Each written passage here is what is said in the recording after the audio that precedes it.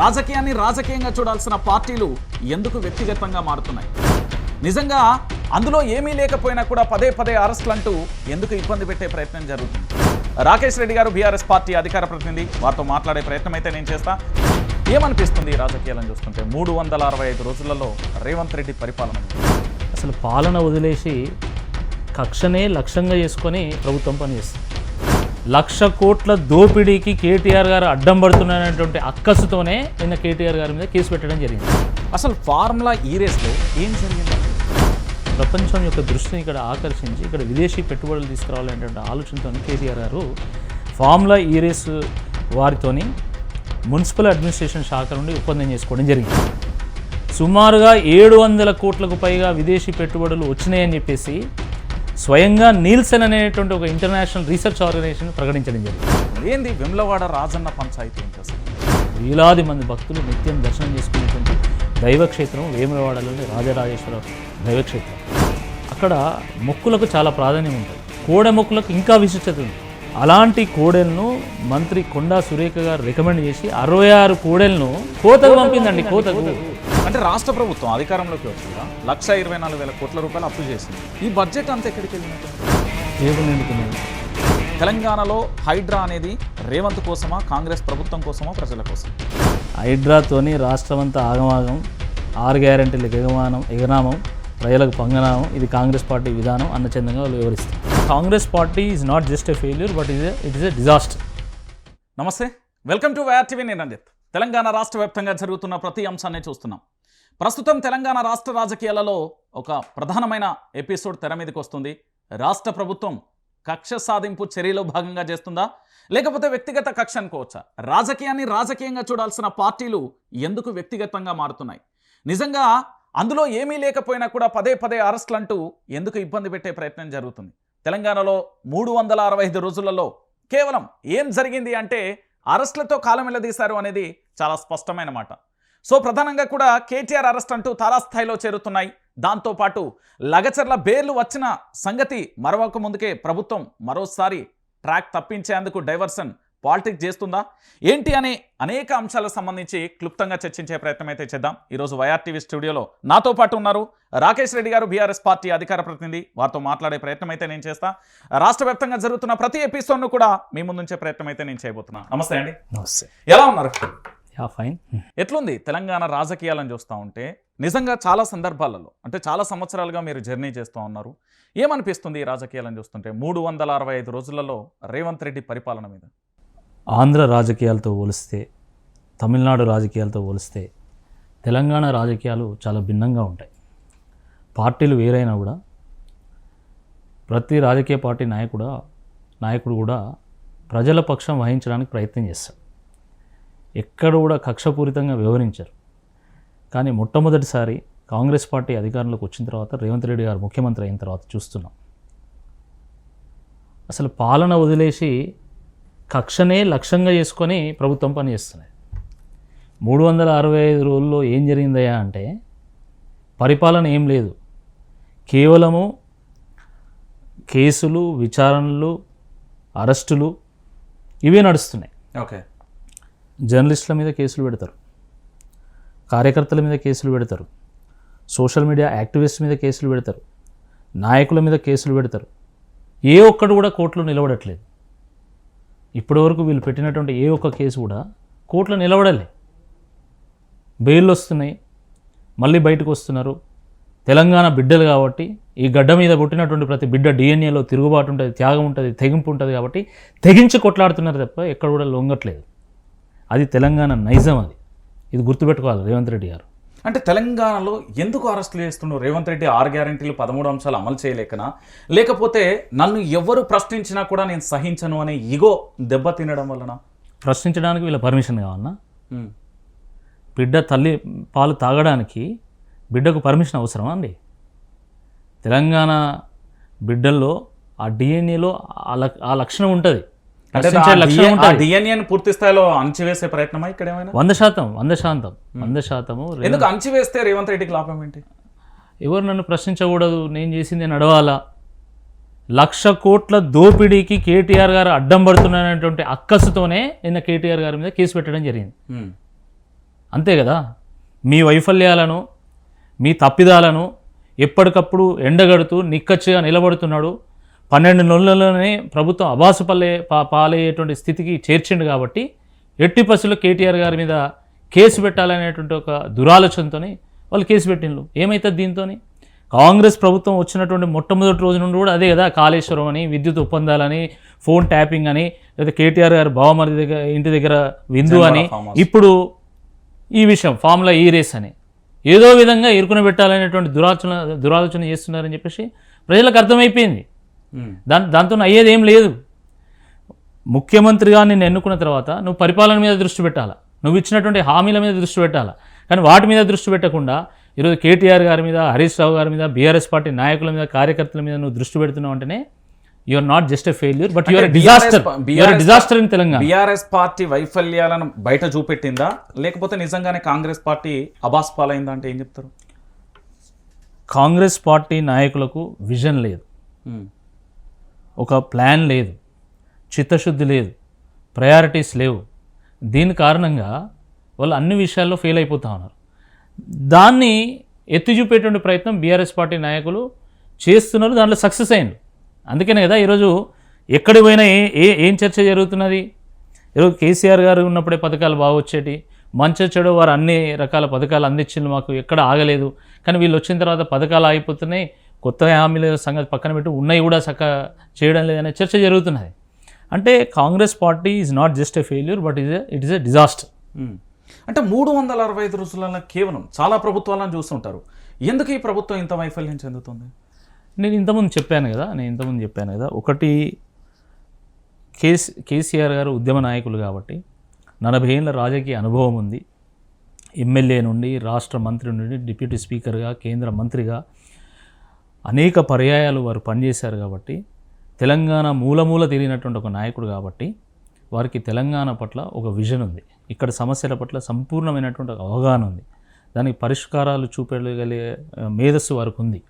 ఇప్పుడు ఇల్లు కట్టిన మేస్త్రికి ఏ మూలన ఏముందో ఎట్లా తెలుస్తుందో, తెలంగాణ సాధించినటువంటి నాయకుడిగా కేసీఆర్ గారికి ఏ మండలంలో, ఏ నియోజకవర్గంలో ఏ సమస్య ఉంది, దాన్ని ఎట్లా పరిష్కారం చేయాలా, తెలంగాణకి ఏం అవసరం, ఏ సమయంలో ఏం చేయాలి అనే దాని మీద స్పష్టమైనటువంటి అవగాహన ఉంది. కాబట్టి వారు రాగానే విద్యుత్ సమస్యను పరిష్కారం చేసిండు, తాగునీరు సమస్యను పరిష్కారం చేసిండు, సాగునీరు సమస్యను పరిష్కారం చేసిండు, నగరాల్లో ఇన్ఫ్రాస్ట్రక్చర్ సమస్యను పరిష్కారం చేసిండు, గ్రామాల్లో ఉండాల్సినటువంటి వసతుల విషయంలో కూడా వారు ఒక విజన్తో ముందుకెళ్ళిండు. గ్రామంలో నువ్వు సర్పంచ్ అయితే ఏం చేస్తావు, ఒక మేనిఫెస్టో చెప్పు అంటే ఎవరైనా ఏమేం చెప్తారో అవన్నీ ఆయన చేసిండు. ఒక విలేజ్ పార్క్ కానీ, నర్సరీ కానీ, వైకుంఠ ధామం కానీ, డంపింగ్ యార్డ్ కానీ, ట్రాక్టర్ కానీ, రైతు వేదిక కానీ, ఈ రకంగా ప్రతి పనిని చేసి చూపెట్టాడు. గ్రామానికి డబల్ రోడ్డు కానీ, రోడ్డుకి ఇరువైపులా చెట్టు నాటడం కానీ, అట్లా ప్రతి పని చేసి చూపెట్టినటువంటి నాయకుడు కేసీఆర్ గారు. కానీ రేవంత్ రెడ్డి గారు ఏంటంటే వారికి ప్రభుత్వంలో ఉన్నటువంటి అనుభవం లేదు, అనుభవ రాహిత్యం వల్ల, అవగాహన రాహిత్యం వల్ల, విజన్ లేకపోవడం వల్ల, చిత్తశుద్ధి లేకపోవడం వల్ల, ప్రయారిటీస్ లేకపోవడం వల్ల దోపిడీ చేయాలి, 1,00,000 కోట్ల ధనార్జన చేయాలనేటువంటి ఒక ఆలోచన వల్ల ఈరోజు కంప్లీట్గా ఫెయిల్ అయిపోయినటువంటి ఒక పరిస్థితి. కాంగ్రెస్ ప్రభుత్వాలు దేశంలో ఎక్కడ కూడా సక్సెస్ కాలేదండి. పక్కనటువంటి Congress Karnataka government it is a failure. Himachal ప్రదేశ్లో అయితే ఇక మేము ఏం చేయలేము, మీరే గంజాయి మొక్కలు పెట్టుకొని మీరే సంపాదించుకోండి అని చెప్పేసి ప్రభుత్వం చేతులెత్తేసింది. దేశంలో ఎక్కడ కూడా కాంగ్రెస్ పార్టీ సక్సెస్ అవ్వడం లేదు, ఇక్కడ కూడా సక్సెస్ కాలేదు. 1 సంవత్సర కాలంలోనే ఈరోజు విజయోత్సవ సభలను పెడితే ఒక్కడు కూడా 500 రూపాయలు ఇస్తామన్నా కూడా ఎవడు పోతలేడు. ఏం విజయోత్సవం రా బాబు, మీ అందరి సమస్యలతోనే మేము సతమతం అవుతూ ఉంటే మీరు ఏం విజయోత్సవం పెడతారు అని చెప్పేసి ఈరోజు ప్రజలు మాట్లాడుకుంటున్నారు. మాకు ఇది విజయోత్సవం కాదు, ఇది విధ్వంసోత్సవము, ఇది వంచనోత్సవము అని చెప్పేసి ప్రజలు మాట్లాడుకున్నటువంటి ఒక పరిస్థితి ఈరోజు నిర్మాణమైంది. ఈ నేపథ్యంలోనే ప్రజల దృష్టిని వైఫల్యాల నుండి మరల్చడానికి ఈరోజు కేటీఆర్ గారి మీద కేసు పెట్టి ఇవాళ రేపు అరెస్ట్ చేయాలనేటువంటి కుట్ర పండుతాం. అంటే కేటీఆర్ అరెస్ట్ అంటే మీకు భయమా, లేకపోతే అందులో తప్పు చేయలేదని నిర్భయంగా ఉండొచ్చు కదా? ఎందుకు పదే కార్యకర్తలను తెలంగాణ భవన్కి కానీ అంటే ఇంటికి నందినగర్కు సంబంధించి పిలిపించుకుంటున్నారు అంటే దీంట్లో మీకు భయం ఉందా? ఇప్పుడు లగచర్ల ఘటన జరిగింది, అవును, బీఆర్ఎస్ కార్యకర్తలు పెద్ద ఎత్తున వాళ్ళు వాలంటరీగా వచ్చి వాళ్ళు లగచర్ల బాధితులకు వాళ్ళు సపోర్ట్గా నిలిచింది. హైడ్రా ఘటన జరిగింది, పెద్ద ఎత్తున కార్యకర్తలు చేరుకొని ప్రజలకు బాసటగా నిలిచిండు. మూసీ విషయంలో కూడా పేద ప్రజల ఇల్లు ఊల కొడతా అంటే కూడా అదే రకంగా స్పందించిండు. కేటీఆర్ గారి అరెస్ట్ మీద కూడా ఈరోజు ప్రజలు స్పందిస్తూ ఉన్నారు. కేవలం కార్యకర్తలు కాదండి, ప్రజలు పెద్ద ఎత్తున. ఎందుకంటే హైదరాబాదుకు ఒక బ్రాండ్ ఇమేజ్ తీసుకొచ్చింది కేటీఆర్ గారు. ఎవరన్నా కాదన్న. అలానే నేను ఇప్పుడు చంద్రబాబు నాయుడు గారు ఏం చేయలేదు, రాజశేఖర రెడ్డి గారు ఏం చేయలేదు అని నేను అన్నాను. వాళ్ళు చేసేది వాళ్ళు చేశారు. ఒకరు రింగ్ రోడ్ వేసిండు, ఒకరు హైటెక్ సిటీ కట్టిండు.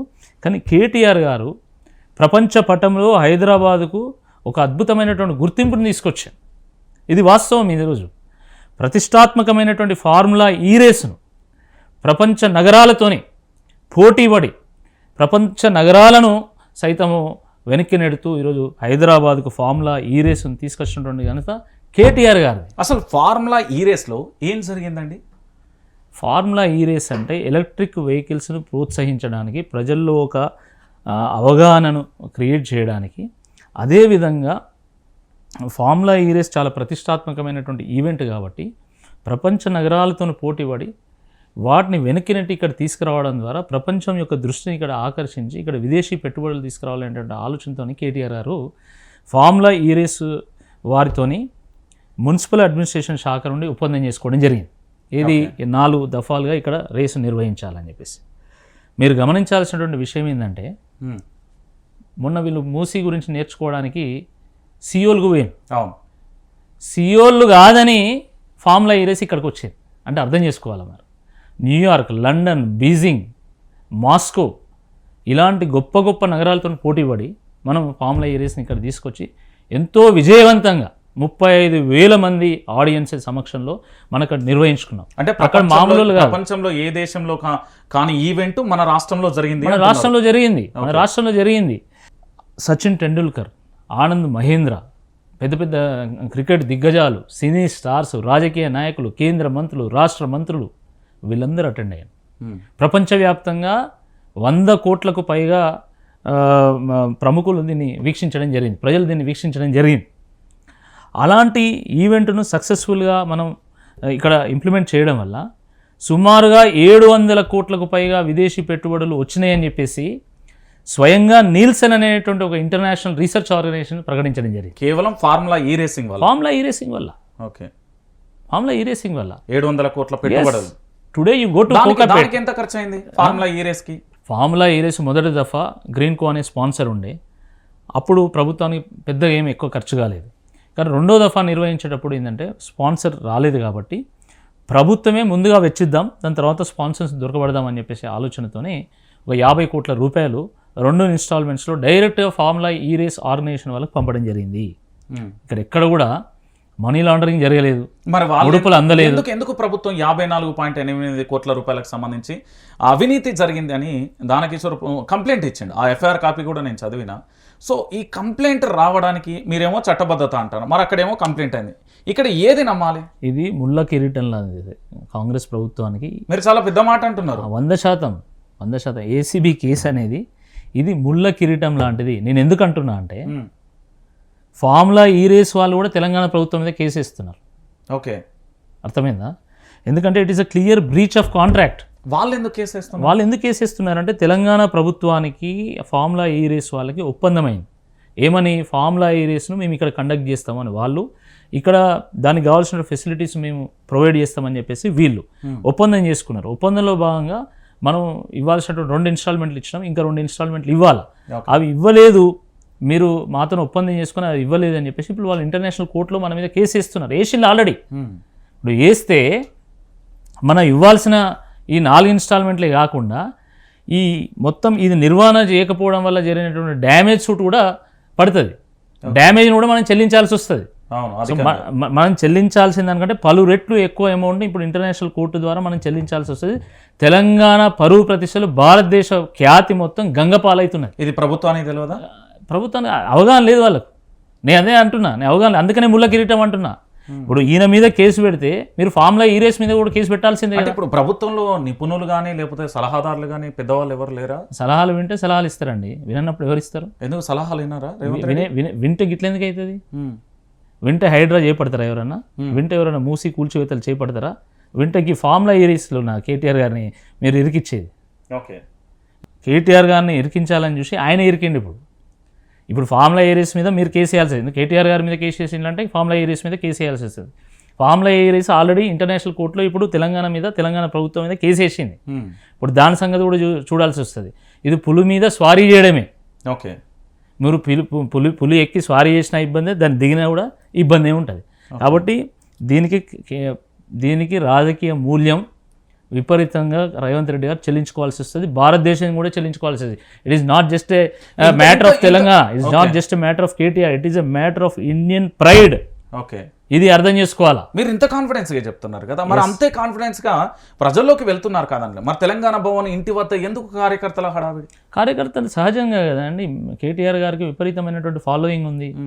ఎవరికి నచ్చినా నచ్చకపోయినా యంగ్స్టర్స్లో, అర్బన్ క్రౌడ్లో, ఈ తెలంగాణ వ్యాప్తంగా ప్రజల్లో విపరీతమైనటువంటి అంటే ఫాలోయింగ్. ఇప్పుడు రేవంత్ రెడ్డి కేటీఆర్ని హీరో చేస్తున్నాడు అనుకోవచ్చా? ఇప్పుడు గతంలో జైలు పోయిన వాళ్ళందరూ ముఖ్యమంత్రి అయినండి. ఓకే, మరి కేటీఆర్ గారిని ముఖ్యమంత్రి చేయాలని రేవంత్ రెడ్డి ఏమైనా కలలు అంటుండా మనం చూడాలా. పాపం ఆయన ఎన్నో కళలు ప్రదర్శించి ఆయన ముఖ్యమంత్రి అయినా కూడా ఎవరు గుర్తుపడతలేరు, గుర్తిస్తలేరు, గౌరవించట్లేదు. ఓకే, కాబట్టి ఇట్లా అరెస్ట్ చేస్తేనైనా గౌరవిస్తారు. హీరోలను అరెస్ట్ చేస్తే నేను అంతకంటే పెద్ద హీరో అవుతారని చెప్పి ఆయన హీరోని అరెస్ట్ చేసిండు. కేటీఆర్ గారిని అరెస్ట్ చేస్తే కేటీఆర్ గారి కంటే పెద్ద నాయకుడిని అవుతా అని చెప్పేసి ఇప్పుడు కేటీఆర్ అరెస్ట్ చేసి రాకేష్ రెడ్డి గారు, నేను ఒక డైరెక్ట్ ప్రశ్న, నిజంగా ఫార్ములా ఈ రేస్కు సంబంధించిన అరెస్ట్ అనుకోవచ్చా, లేకపోతే రాజకీయంగా ఉందా, వ్యక్తిగతంగా ఉందా? ఏ కోణంలో ఈ కేసులకు సంబంధించి? ఎందుకంటే దీంట్లో 4-5 సందర్భాలు కనబడ్డాయి. ఒకటి, మొదటగా పూర్తి స్థాయిలో కూడా మీరు లగచర్ల ఘట్టంలో కూడా విట్నెస్ చేసే ప్రయత్నం చేసిళ్ళు. అంతకుముందు జాన్వాడ ఫామ్ హౌస్కు సంబంధించి కూడా అది చేసే ప్రయత్నం చేసిళ్ళు. అంతకుముందు కూడా ఫోన్ ట్యాంపరింగ్ అన్నారు. ఇట్లా రకరకాలుగా కూడా జరిగిన ఆరోపణలు. సో నిజంగా ఎందుకు కేటీఆర్ని రేవంత్ రెడ్డి ప్రభుత్వం టార్గెట్ చేస్తుంది అసలు? ఇక అది వాళ్ళే చెప్పాలా.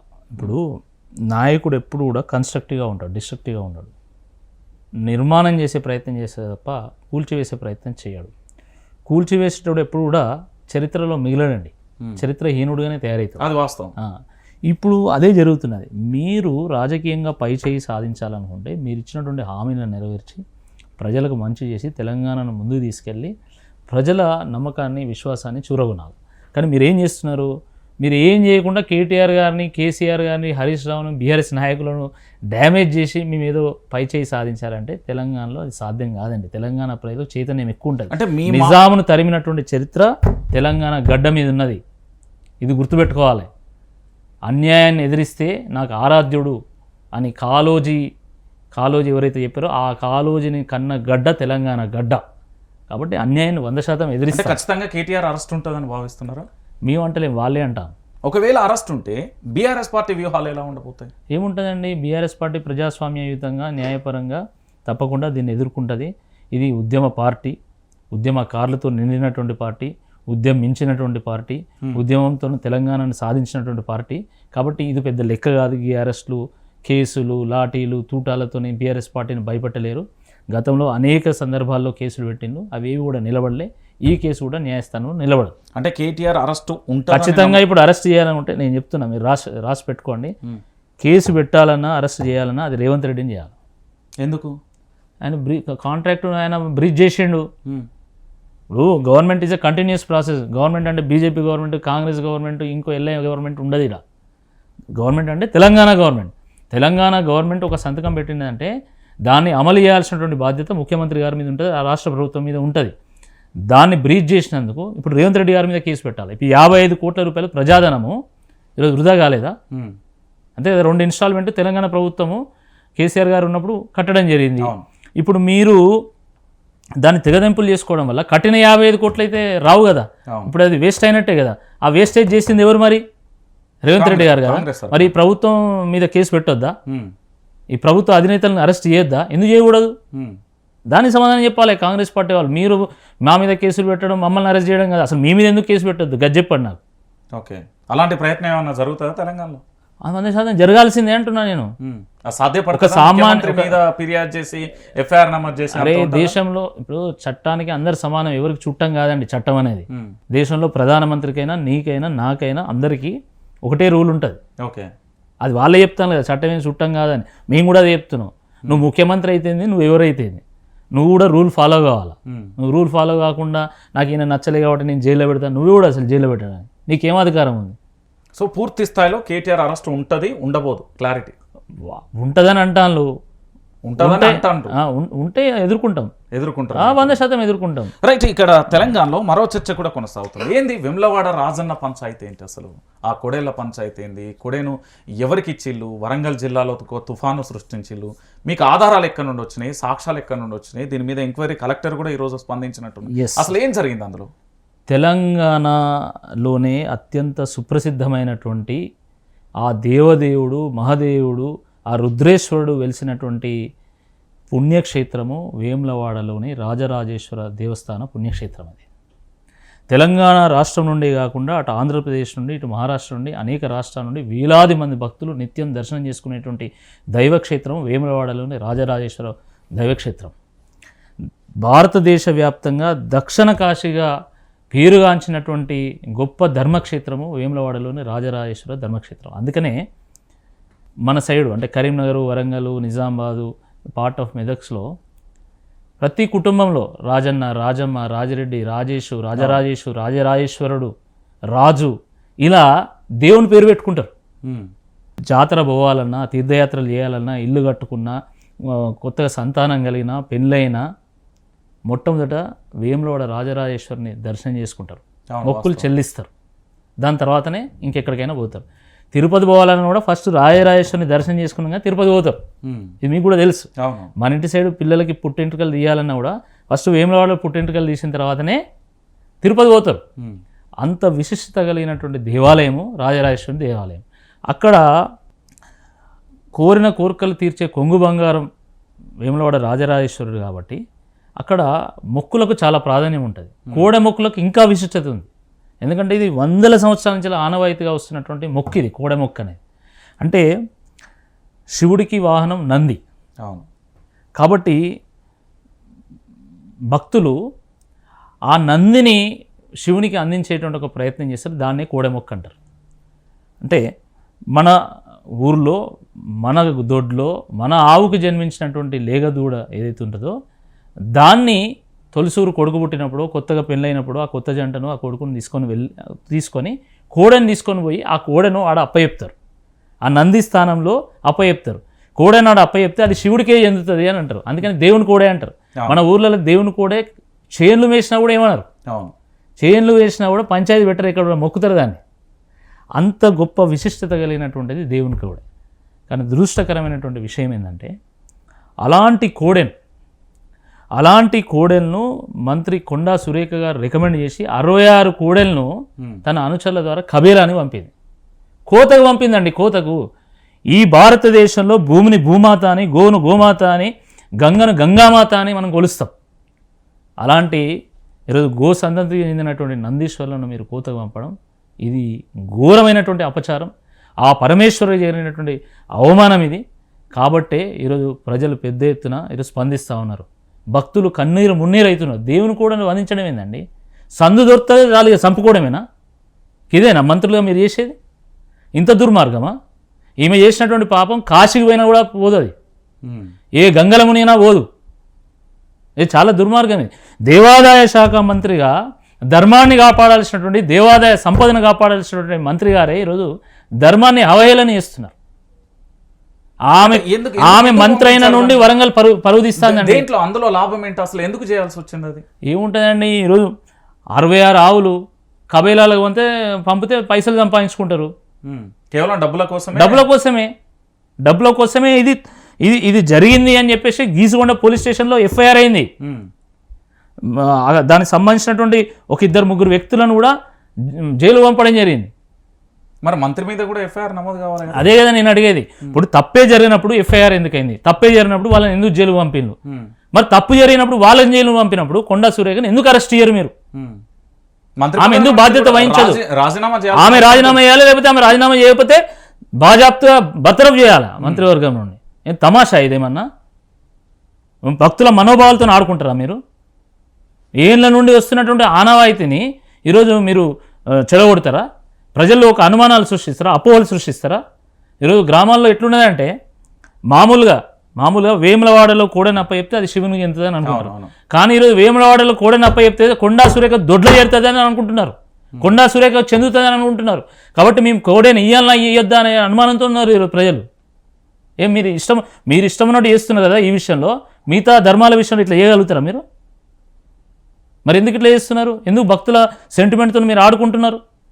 మీకు ఎవడు అధికారం ఇచ్చిండు అసలు? వేములవాడ హుండీకి దొంగలు పడ్డారండి. 2 కోట్ల రూపాయలు కాంగ్రెస్ పార్టీ విజయోత్సవ సభలకు వాడుకున్నారు. అవును. విఐపీలకు వివిఐపీలకు హైదరాబాద్ నుండి 5 స్టార్ హోటల్ నుంచి బిర్యానీలు తెప్పించి ఒక్కో ప్లేట్కు 32,000 రూపాయలు ఖర్చు పెడతారు. ఎవడబ్బా సొమ్మని వాడుతున్నారు మీరు? మీ అయ్యే జాగిరా ఇదేమన్నా? భక్తులుగా మేము చెల్లించినటువంటి కానుకలో నుంచి మీరు ఒక్కో ప్లేట్కు 32,000 రూపాయలు ఖర్చు పెడతారా? మీ మంత్రులకు, మీ ఎమ్మెల్యేలకు, మీ ఎమ్మెల్సీలకు ఎవరిచ్చిండు మీకు అధికారం? రాజరాజేశ్వరి సొమ్ము ఖర్చు పెట్టడానికి మీకు ఎవరిచ్చిండు అధికారం? రుద్రేశ్వరుడు త్రినేత్రుడు, 3వ కన్ను తెరిచిందంటే ప్రళయం వస్తే ఆ ప్రళయంలో మీరు కొట్టుకపోతారు, గుర్తుపెట్టుకోండి. ఎవడు పొడుగు వెళ్ళలే, దేవునితో పెట్టుకొని ఎవడు పొడుగు వెళ్ళే, ముఖ్యంగా శివునితో ప్రయత్నం చేసేలా వెమ్లవాడ రాజన్నకు సంబంధించి ఆలయ చైర్మన్ ఏమంటున్నారు? వాళ్ళకి సమాధానం లేదు.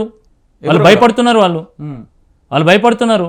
తప్పు జరిగింది కాబట్టే ఈరోజు నేను అక్కడ మేము వరంగల్లో కోడెలను కబైలాలకు పంపిల్లు కాబట్టి మళ్ళీ వరంగల్ నుండి బీఆర్ఎస్ బృందం ద్వారా నేను కోడెను తీసుకుపోయి వేములవాడ మా నాయకులతో కలిసి మేము శివునికి అప్పచెప్పినాం కోడెను. అక్కడ గోశాలకు వెళ్ళినాం, గోశాల మొత్తం శుద్ధి చేసినాం, శాంతి హోమం నిర్వహించినాం. మంత్రి గారి మీద కంప్లైంట్ చేస్తారా? అరే మేము నిత్యం మాట్లాడుతున్నాం కదా. అంటే ఎఫ్ఐఆర్ రూపంలో చేయొచ్చు కదా. ఎవరు? మీరు. అరే ప్రజాక్షేత్రంలో ఉందండి మంత్రి, ప్రజాక్షేత్రంలో బాధ్యత వహించరా? దానికి కేసులు కోర్టులు కావాలా? బాధ్యత వహించి రాజీనామా చేయాలి, లేకపోతే ఆ త్రినేత్రులు చూసుకుంటాడు. ఆ రుద్రేశ్వరుడే సరైనటువంటి సమాధానం చెప్తాడు. చాలా బాధాకరం. వజ్రోత్సవాల పేరుతోని ఇటు కోడేళ్లను ఈ విధంగా కలీబరాలకు పంచడం, ప్రజాధనాన్ని దుర్వినియోగం చేస్తున్నప్పుడు ఓ పక్కన అసలు రాష్ట్ర బడ్జెటే లేదనుకుంటూ ఇన్ని రకాలుగా విచ్చలవిడిగా ఖర్చు చేస్తున్నారు కదా, దీన్ని ఎట్లా చూడొచ్చు? మరి నాకు అదే అర్థం కావడం లేదు.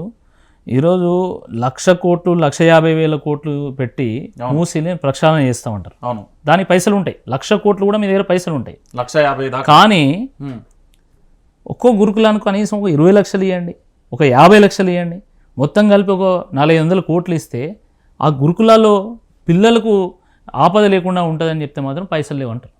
ఏమన్నా అసలు మీకు ఏమైనా అర్థం ఉందా? ఇదా నాయకత్వం అంటే? రాకేష్ రెడ్డి గారు, అరే ఇప్పుడు ఈ రోజు మాట్లాడుతున్నటువంటి సందర్భంలో గురుకులాల్లో ఉండాల్సినటువంటి విద్యార్థులు ఆసుపత్రుల్లో ఉన్నారండి. ఒక ఆయన పాము కాటేసి, ఇంకో ఆయన విష జ్వరాలతోనే, ఇంకోరు విష ఆహారం తిని గురుకులాల్లో ఉన్నారు. మీ పిల్లలకు ఇట్లా జరిగితే మీరు ఊరుకుంటారా? మీ పిల్లలకు ఓరువులు, మంది పిల్లలకు ఓరువులా? అంటే పేద ప్రజలు అంటే ఇంత నిర్లక్ష్యమా? పేద బడుగు బలహీన వర్గాలు, అణగారిన వర్గాల పిల్లలు అంటే ఇంత చులుకన్నా మీకు? ఇందుకోసమేనా మిమ్మల్ని గెలిపించింది? ఇందుకోసమేనా మీరు ప్రజాప్రభుత్వం అనేది, ప్రజాపాలన అనేది? ఇదేనా ప్రజాపాలన? కొంచెమన్నా సిగ్గు శరం ఉండాలా మీరు ప్రభుత్వంలోకి వచ్చినందుకు. 55 మంది చిన్నారులు గురుకులాల్లో చనిపోవడం అనేది భారతదేశ చరిత్రలో స్వతంత్రం వచ్చిన దగ్గర నుంచి ఇప్పటివరకు ఎప్పుడు జరగలే. నాకు అదే అర్థం కాదు. ఆ ఇండియా టుడే ఏడపోయింది, ఎన్డీటీవీ ఏడపోయింది, టైమ్స్ నౌ ఏడపోయింది, ఇంగ్లీష్ ఛానల్ ఏడపోయినాయి, హిందీ ఛానల్ ఏడపోయినాయి, అర్థం కాదు. మోహన్ బాబు ఇంట్లో గొడవలు జరిగితే రాస్తారు, పుంకాలుగా రాస్తారు, 15 నిమిషాలకు ఒకసారి వార్తిస్తారు. అల్లు అర్జున్ ఏదో జరిగితే మొత్తం లైవే పెడతారు. వేములవాడ కోడెలను చంపుతున్నారా నాయన, మొత్తం భక్తుల సొమ్మును ఉండికి దొంగలు పడ్డారా బాబు అంటే ఒక్కడు రాయడు. ఇదా జర్నలిజం?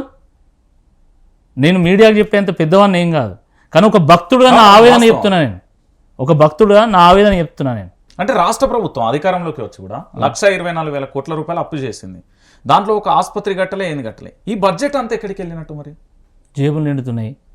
జేబులు నిండితే మీరేం చేస్తున్నారు విపక్షంగా? మేము మాట్లాడుతున్నాం కదా, మేము మాట్లాడుతున్నాం, పోరాటం చేస్తున్నాము, ప్రజాక్షేత్రంలో చర్చ పెడుతున్నాము, అంతే కదా. ఇంకంతకంటే ఏం చేయమంటారు మరి? అంటే పూర్తి స్థాయిలో ప్రజల నుంచి వస్తున్న డిమాండ్ ఏంటంటే ఈ 1,24,000 కోట్లు ఎవరి జేబులోకి వెళ్ళినాయి? ఓ ఆసుపత్రి గట్టలే, ఏం గట్టలే, అభివృద్ధి పేరుతోని పూర్తి స్థాయిలో వీళ్ళు చేస్తున్నారు.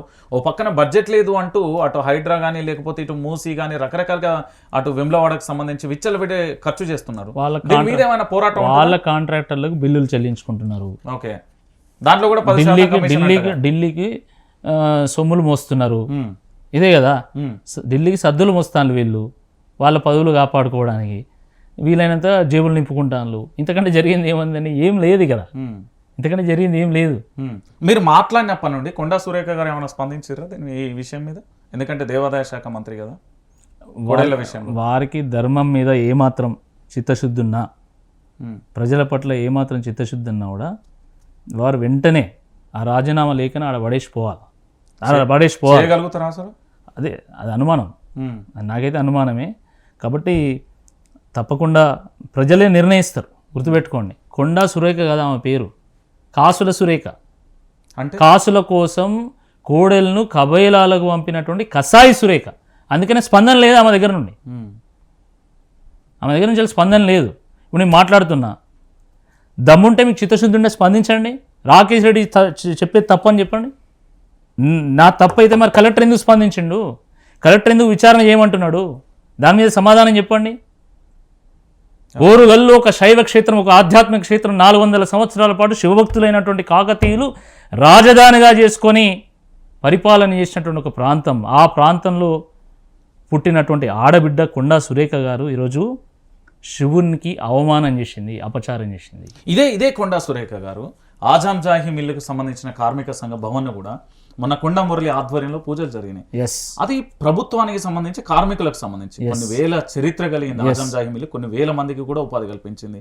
అది కార్మికులకు అన్యాయం చేస్తూ ఉంటే ప్రభుత్వమే అదే విపక్షంలో ఉన్నప్పుడు భరోసా ఇచ్చిన ఎమ్మెల్సీ కొండా మురళి ఇప్పుడు దాని పూజకు వెళ్ళింది. దాన్ని ఎట్లా చూడొచ్చు? మరి ఏముంది, అందరికి అర్థమైపోయింది కదా.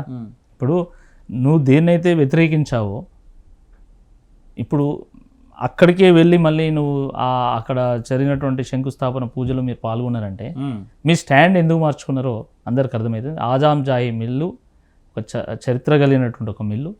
అక్కడ వేలాది మంది కార్మికులు ఉండే.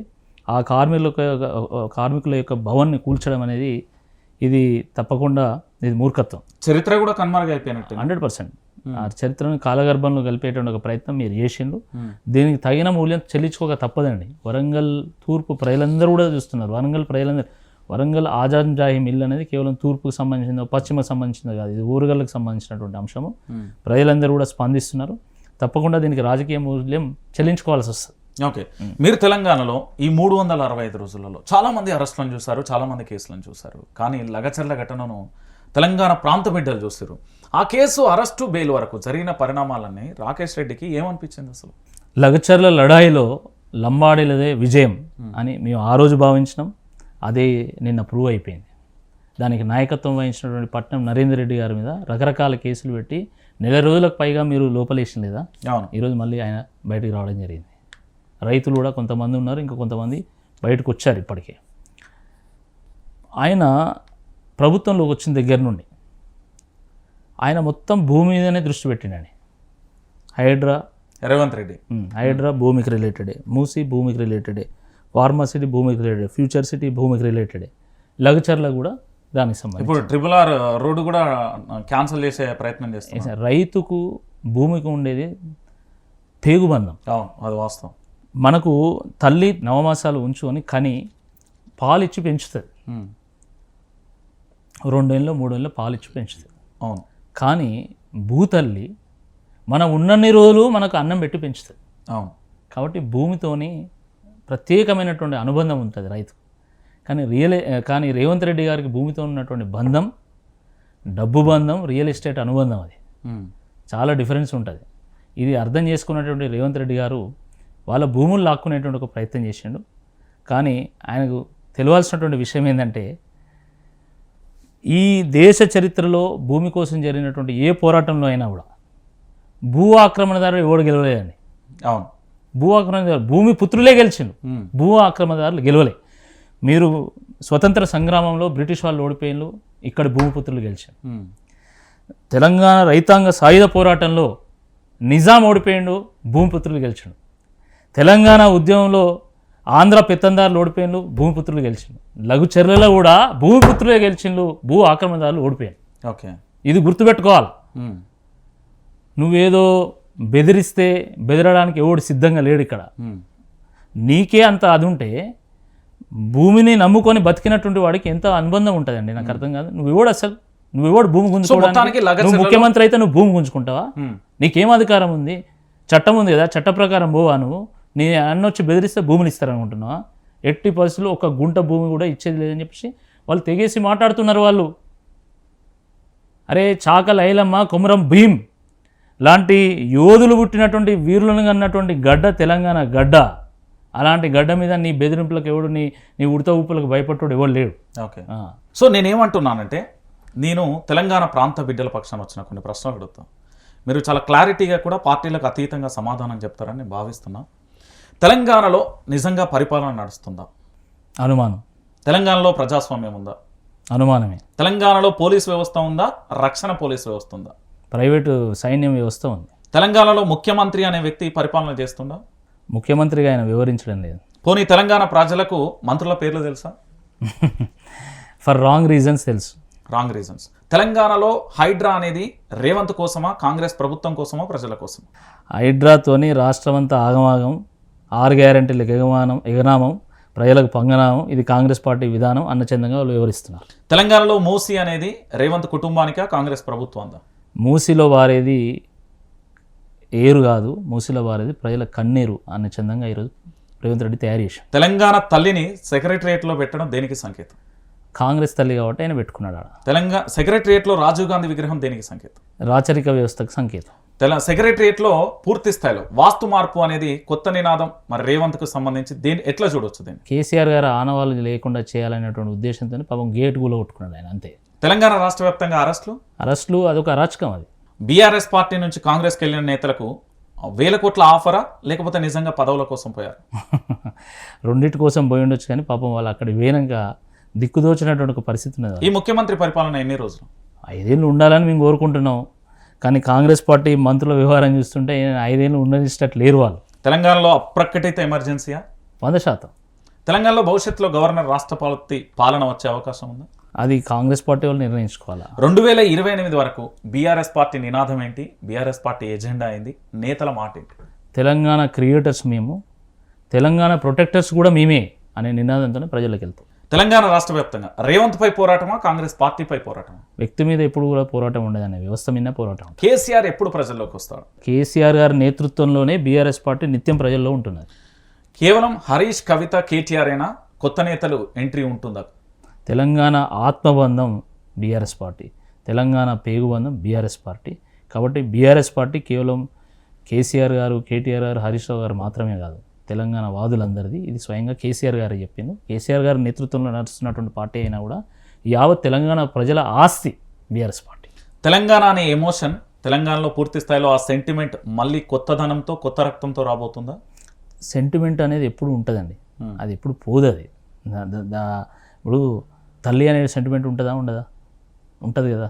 ఊరు అనేటువంటి సెంటిమెంట్ ఉంటుందా? ఉంటుంది. అట్లనే తెలంగాణ అనే సెంటిమెంట్ కూడా ఎప్పుడు సజీవంగానే ఉంటుంది. అది అంటే భవిష్యత్తులో బీఆర్ఎస్ పార్టీలో కేసీఆర్ దాకా అరెస్టులు రావచ్చా? దేన్నైనా ఎదుర్కోవడానికి బీఆర్ఎస్ పార్టీ సిద్ధంగా ఉంది. రైట్. ఫైనల్గా తెలంగాణ ప్రాంత బిడ్డలకు ఏం చెప్తారు? ప్రజలు ఎంతో నమ్మకంతో ఓట్లు వేస్తే కాంగ్రెస్ పార్టీ అధికారంలోకి వచ్చింది. కానీ అన్నం పెట్టినోనికే సున్నం పెట్టే విధంగా ఈరోజు కాంగ్రెస్ పార్టీ వ్యవహారం చేస్తున్నప్పుడు తప్పకుండా తెలంగాణ ప్రజలు చైతన్యవంతులు కాబట్టి ఏం చేయాలో ఎట్లయినా తెలుసు. కాబట్టి తప్పకుండా ప్రశ్నిద్దాం, పోరాటం చేద్దాం, తప్పకుండా కాంగ్రెస్ పార్టీని నిలదీద్దాం. థ్యాంక్ యూ అండి రాకేష్ రెడ్డి గారు. Thank you so much. చూసారు కదా, మొత్తానికి రాకేష్ రెడ్డి గారి వాదన ఒకటే, తెలంగాణ రాష్ట్ర వ్యాప్తంగా ఎన్ని కేసులైనా ఏం జరిగినా కూడా ఎదుర్కొంటాం, ప్రజల పక్షాన్ని నిల్చుంటాం అంటూ కూడా బీఆర్ఎస్ పార్టీకి సంబంధించిన అధికార ప్రతినిధి రాకేష్ రెడ్డి అయితే చెప్తున్నారు. మరో డిబేట్లో మళ్ళీ వెళ్తాం. అప్పటి వరకు చూస్తూనే ఉండండి వైఆర్ టీవీ. సైనింగ్ ఆఫ్ మీ రంజిత్.